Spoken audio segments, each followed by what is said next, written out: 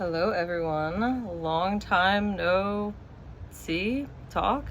I'm going to film August monthly tarot readings for all 12 zodiac signs. So these messages will apply if you have whatever sign as your sun, moon, rising, Venus, any of your personal placements, any stelliums.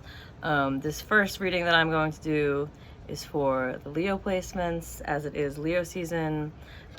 Whenever you see this video, it is meant for you. I'm currently filming this on August 1st. So today is actually the full moon in Aquarius, which is awesome for me because I am an Aquarius sun and stellium, so I have like 4 planets in Aquarius.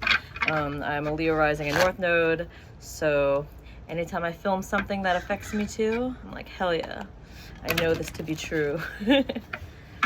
Not that I don't know the other readings to be true. Well, I guess it's not my lived experience. But yeah, what is going on for the Leo placements this month of August? Leo season, beautiful summer. I'm currently filming this in Hollywood. Ooh. Okay. What is going on for the Leo placements? Whoa. Okay. So yay! Okay, the first card that came out is the Star, which is the Aquarius card. Leo and Aquarius, for those of you who don't know, are also opposite signs on the zodiac wheel, also known as sister signs. So sister signs, they are kind of opposites of each other, but like when I say opposites, I kind of mean two sides of the same coin. Aquarius is all about, you know, being unique, being individual, being a part of a whole.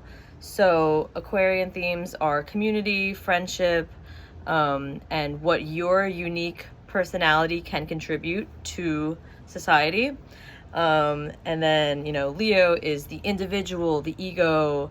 So it's kind of similar. But so for this card, I feel like we are embracing our authenticity and shining. Ooh, that's another thing.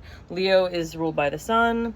Aquarius and tarot is the star. So I feel like this season you guys are definitely naturally shining because you are following a dream that you've had for a long time. I believe that we are all born with certain dreams, and for some people they just remember it their whole life and chase it.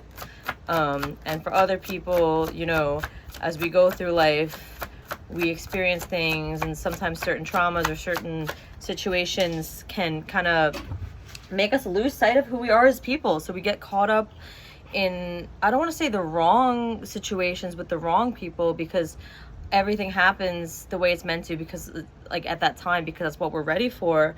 But I feel like now a lot of the collective is waking up, like, you know what, this is my purpose and it's okay to follow it, and it's okay if not everyone understands it. I feel like Leos, yeah, like we naturally attract so much attention that sometimes we take on people's negativity or their jealousy, or just like we think that we're being too much, so we'll silence ourselves or take up less space. Also, sorry, there's like flies everywhere, it's so gross. But I feel like this is a season we're waking up and we're saying, no, like I can have hope and it is okay to follow my dreams. And the next card that came out is the High Priestess. I fucking love this card. The High Priestess is the mystic, the shaman, the healer, the psychic, the spiritual person who has this intuitive inner knowing. You know, all intuition really is our subconscious mind paying attention to the things going on in the background. You know, what you see in your daily life is a reflection of your thoughts. Our thoughts create our realities. You know, like if I were to say to you, pay attention to the red cars on the street, suddenly you would notice way more red cars. Statistically speaking, there are not more red cars on the road, but because I told you to pay attention to that, that's what you're seeing. So I feel like if you are focused on the positive, you're seeing more of that in your daily life, and it's increasing that. And then on the other hand, if, you know, you're dwelling on something, then you're going to see more of that. So I feel like right now, like just within the collective, there's this huge, and I'm seeing this everywhere, of just people being fed up with playing the roles that they didn't want to play. Yeah, this is so Leo, you know, Like, Leo energy, we're natural performers. And I think when people expect so much from you, then you feel like you have to perform in order to be worthy, in order to be allowed in a space.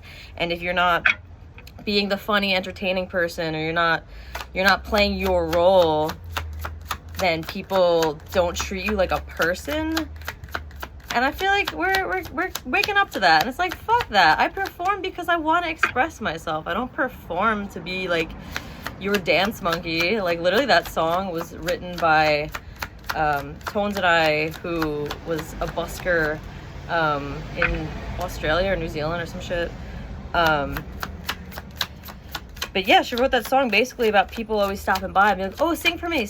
Like, you do what you do in life. It doesn't just have to literally be performing, but you are who you are because you just are. Like, that's what you want to be. Like, once you try to force, yourself or someone else to change to your whim, and it doesn't always have to be this conscious, malicious thing. It's like, what are we using people around us? Are we caring about our community? Are we just having people in our lives to see what they can do for us? Like, these are important questions. Page of Swords, yes. Okay, so this card is all about expression,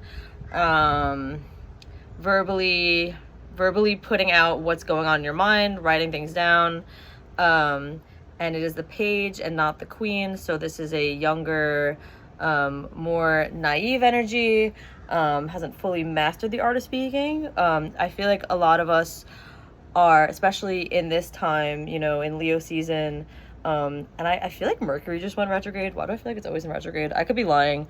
I know that Venus is currently retrograde in Leo. There's a lot of shit happening in Leo. But I've been thinking a lot about how my throat chakra felt blocked. Like, if you feel like you're not speaking your truth, like, this is a time to, like, say what you already know. Like, I feel like even right now, like, I'm just talking more freely. I think I always try to be natural in front of a camera. But just the word try, like, I think before I moved here, I still didn't feel, like, comfortable to just go on tangents. Like, that's the thing, is, like, I have a lot of thoughts and they're not always linear. And so, like, I find, especially women, like, will just apologize for taking up space, or, like, say, oh, if that made sense, like, I'm sorry, oh, I hope that made sense. Like, yeah, it fucking made sense. Like, you don't have to speak so robotically and edited and perfect. Like, you can just say things. Like, if you're speaking from the heart, like, the feeling is there, people understand. And I feel like by you speaking about the things that matter to you, and following your dreams, that's going to lead you to the job opportunities. Oh, thank fuck. That's going to lead you to the money and the offers and the invitations to do things. The Knight of Pentacles, yeah. The Knight of Pentacles is someone with a game plan, someone who's thought long and hard about what they want to do, whether it's a new business venture, or just an idea that they want to take tangible action on.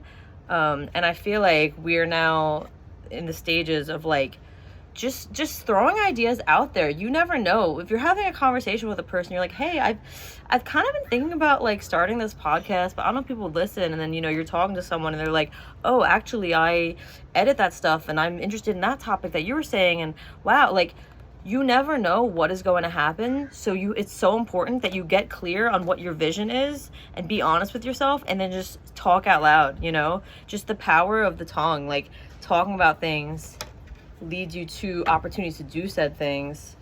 What else is going on for the Leo placements? Sun, Moon, Rising, Venus, Mercury? I'm like, what planets? North Node, South Node. Like, literally, if you connect to Leo energy at all in your chart, this is for you. Whoa. Okay. These two cards just came out together. Wow. Okay.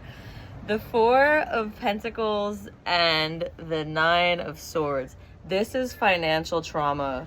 This is like you're recognizing these blockages that you had, you know, the reason why you weren't speaking your truth, or the reason why you weren't going after those things, because of this lack mindset that you probably grew up with, you know, feeling scared, feeling not worthy of the things you want. You know, maybe the reason why you don't have that job or that career, or, you know, the money that you want or the things that you want, is because you have this, you're clinging too hard on what's safe, but what's safe maybe isn't even for you anymore. You know, you're the Leo, you're here to shine, you're here to take up space and just be different and not care and inspire other people to like be confident, you know. And when you're clinging so hard out of anxiety, right? Nine of Swords is like anxiety in your head. Swords energy is air energy, it's mental. It's like you are keeping yourself blocked from receiving more. And it's like, it's time to break out of this, you know, like free yourself. And you free yourself how do you free yourself? By getting clear on what your purpose is and saying it out loud. That's all you have to do this season. Just talk your shit, be confident, and the right people, you're going to attract them. I do see finances getting better for you guys.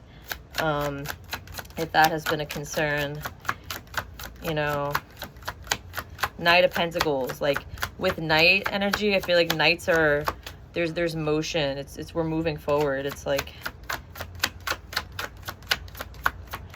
yeah, no more feeling stuck.